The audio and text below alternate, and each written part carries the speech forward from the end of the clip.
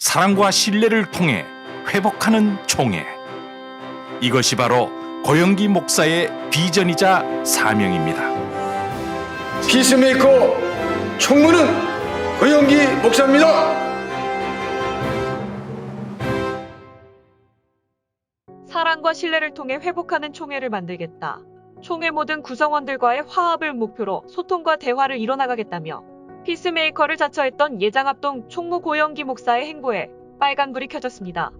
제106회 총회에서 총무와 사무총장 업무와 관련해 총대들의 갑론을 박이 끊이지 않던 중 문제 장면들이 여러 번 포착된 것입니다.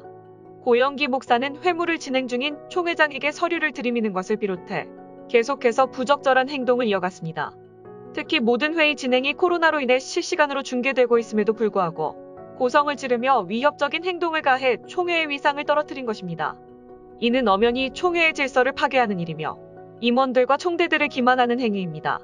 총회는 원활하고 질서 있는 회의 진행을 위해 지속적으로 노력해왔습니다.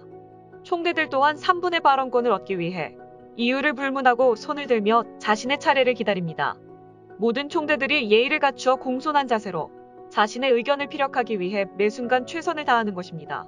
총회에서 이루어지는 회무는 한국교회를 대표해 이해관계를 조정하고 더 나은 정책들을 통해 교계를 세우기 위한 절차입니다. 절차에는 질서와 순서, 예의가 반드시 필요합니다. 특히 목회자들과 장로들을 대상으로 한 총회는 높은 도덕성과 인격, 그리고 품격을 요구합니다. 그렇기에 이해관계 속에서 충돌이 일어난다 할지라도 목회자의 인격과 품격까지 잃어버려서는 안 되는 것입니다.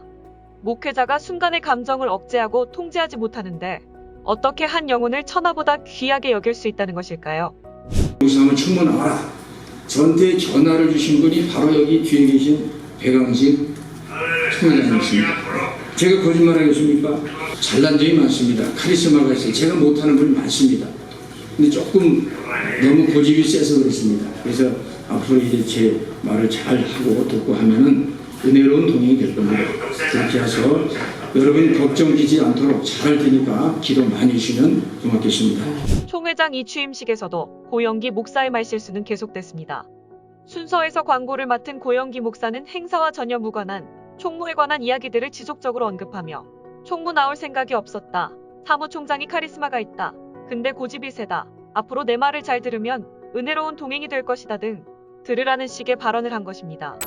이는 또 한 번 총회장과 임원들 그리고 사무총장을 비롯한 교단 인사들에게 은연중 속마음을 흘리는 행태로 제106회의 은혜로운 시작을 알리는 행사에 걸맞지 않는 행동이며 자신의 말을 듣지 않으면 분쟁이 시작될 것이라는 것을 알린 예고편이라고 볼 수밖에 없습니다. 새로운 회개를 축하하고 하나님께 영광을 돌리는 자리에서 개인의 사익을 위해 이러한 발언들을 한 것은 오만물의 한 행동이 아닐 수 없는 것입니다.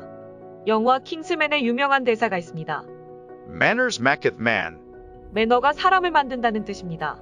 사람의 매너는 자화상을 비춰주는 거울로서 삶에서 예의와 절차를 지킬 때 사람다운 사람, 교양이 있는 사람으로 남을 수 있다는 것입니다. 지금의 총무 또한 이러한 모습이 필요합니다. 진정한 소통과 화합은 자신이 원하는 대답만을 듣고 강요하는 것이 아니라 진솔한 대화를 통해 합치를 이루어내는 것입니다. 아집과 고집으로 사익을 위해 전체를 보지 못한다면 피스메이커가 아닌 트러블 메이커로서 자리 잡을 수밖에 없습니다. 결국 아집과 고집만 남은 자신의 부끄러운 민낯만 공개될 뿐인 것입니다. 지금이라도 총무는 총회의 대화합을 위해 일하고자 하는 열망이 진심이었다면 총회와 총대들에게 진정성 있는 사과를 통해 증명해야 합니다.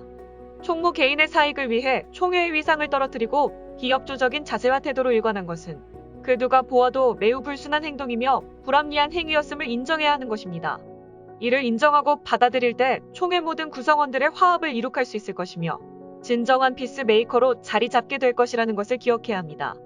기자의 시각에 유한나 기자였습니다.